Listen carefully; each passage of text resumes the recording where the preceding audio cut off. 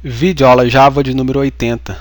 Vou mostrar hoje como utilizar o método paintComponent da classe JPaint para inserir uma imagem de fundo na nossa janela Java.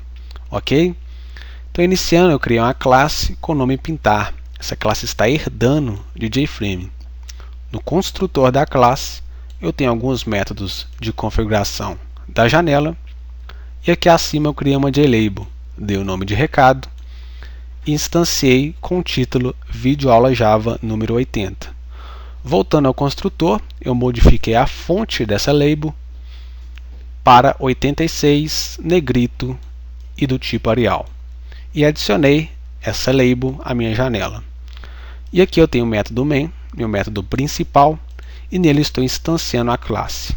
Executando, tenho essa janela com a minha label, ok? Então, o que eu quero fazer hoje é simplesmente adicionar essa imagem de fundo na minha janela. E como que eu posso fazer isso? Eu posso pensar o seguinte: adicionar uma image icon na minha JLabel. Vamos tentar isso primeiro então. Vou criar uma image icon com o nome fundo, igual a new image icon. E no construtor, vou passar o método getClass.getResource. Por parâmetro, eu passo o nome da minha imagem, fundojava.png. Beleza, temos que importar essa image icon, esse objeto do tipo image icon, está importado.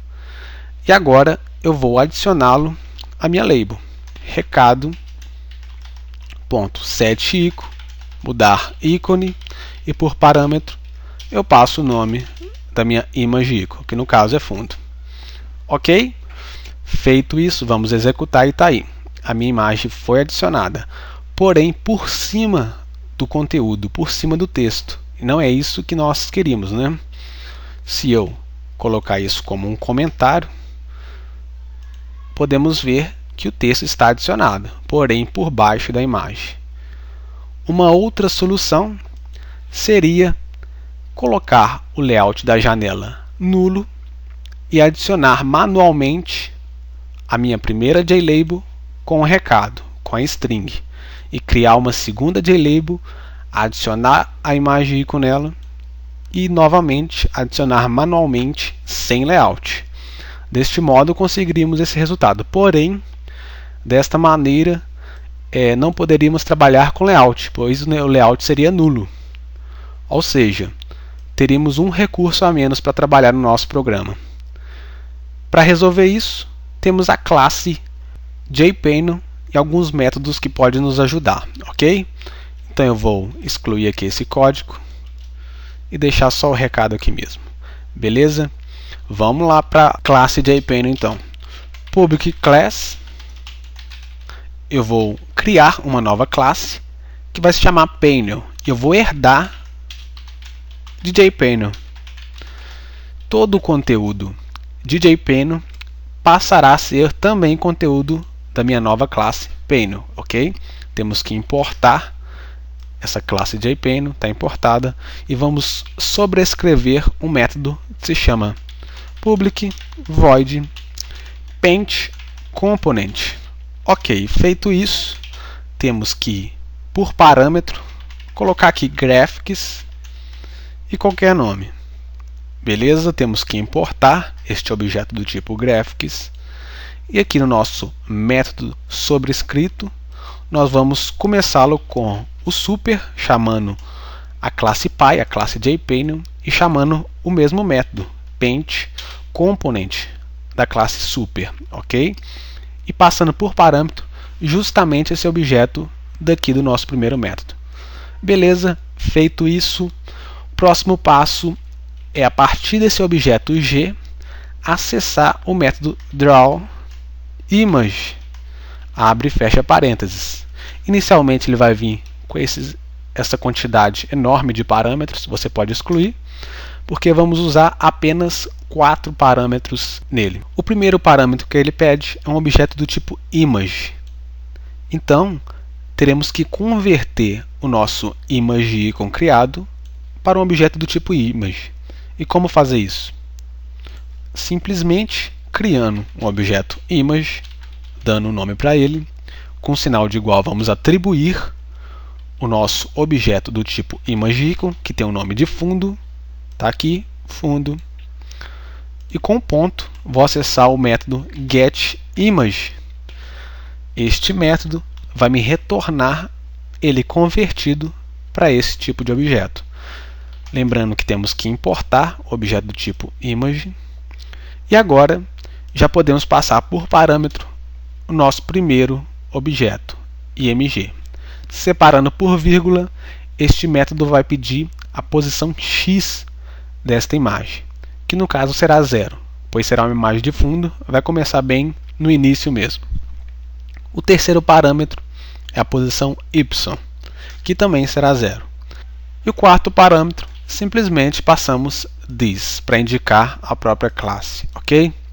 Beleza, feito isso, acabamos de configurar a nossa classe Paint e o nosso método PaintComponent. E já podemos utilizá-lo para inserir uma imagem de fundo. A imagem já está aqui, que nós convertemos a partir da ImageIcon, que é justamente esta imagem. Jogamos para o objeto Image e com o método drawImage, que significa desenhar a imagem, passamos ela aqui, IMG, e já desenhamos na posição x0 e na posição y0. Beleza? Então aqui no meu construtor da minha classe principal, vamos instanciar um objeto do tipo Paint, que eu acabei de criar.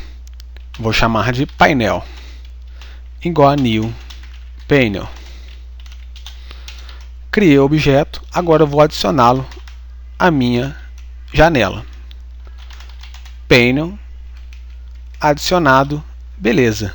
Vou executar e está aí, já foi adicionado. Porém, o texto ainda não apareceu por cima. Por quê? Porque, como podemos ver aqui, recado, que é a JLabel referente ao meu texto, está sendo adicionada ainda à janela principal. Temos que adicioná-lo agora no Paint. Então aqui eu vou acessar com painel.add e passar por parâmetro a minha JLabel recado. Ok, feito isso, executei e está aí. Já foi adicionado o texto, já foi adicionada a JLabel por cima da minha imagem de fundo. Mas como podemos perceber, adicionou bem acima.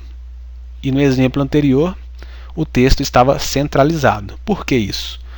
Porque na minha janela principal, na minha janela inicial, o layout veio como padrão o border layout. Porém, quando eu crio um JPaint, que no caso é exatamente esse painel que está herdando de JPaint, e por isso ele continua sendo um JPaint. Um JPaint ele não começa com nenhum layout. Então temos que adicionar manualmente um layout para ele. Então vou adicionar aqui painel set layout new border layout, que é o layout que vem por padrão na nossa janela inicial. Temos que importá-lo, está importado. Executando, agora sim temos o resultado que queremos, ok? Temos aqui o texto inserido por cima da nossa imagem de fundo. Beleza? E qual é a vantagem de fazer assim do que fazer manualmente, inserindo duas JLabels e inserindo as coordenadas dessas JLabels manualmente? A vantagem é que desta forma que fizemos aqui, podemos escolher qualquer layout e ainda assim a imagem de fundo estará lá. Porém, fazendo da outra forma, o layout terá que ser nulo. E aí, todos os componentes terão que ser adicionados manualmente, sem nenhum layout. Aí desta forma perdemos muito recurso na elaboração do programa em Java. Ok? Então essa foi a aula 80, até a próxima aula.